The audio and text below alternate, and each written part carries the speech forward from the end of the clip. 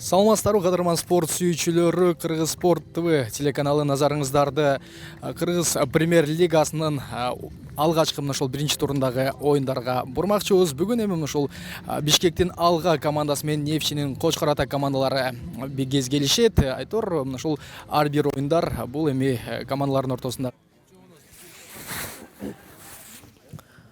капталдан көтөрөт Элхан Темирбаевдин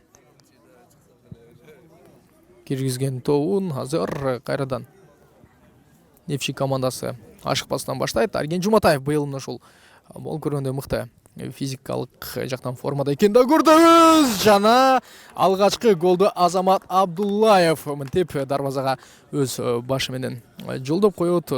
Жана эсеп 1-0. Чындыгында албетте ошол экинчи кабатта оюнду жүргүзүүдө коргоочулардын кирип баруусу бул өтө бир коркунучтуу экенин дагы билгенбиз.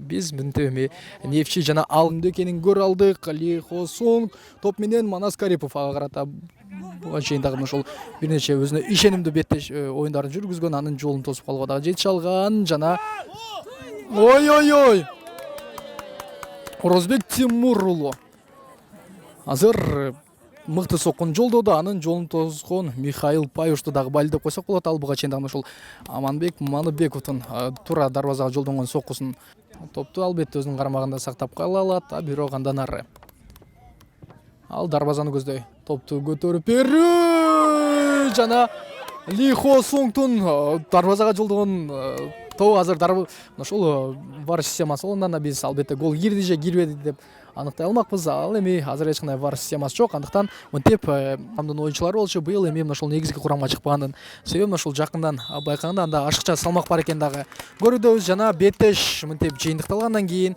бүгүн Нефчи командасы өзүнүн алгачкы жеңишине жетет. Биз алардын ошол премьер лигадагы 3 ұпайын алуусу менен куттуктайбыз дагы. Алга командасына кийинки беттештеринде ийгилик каалайбыз.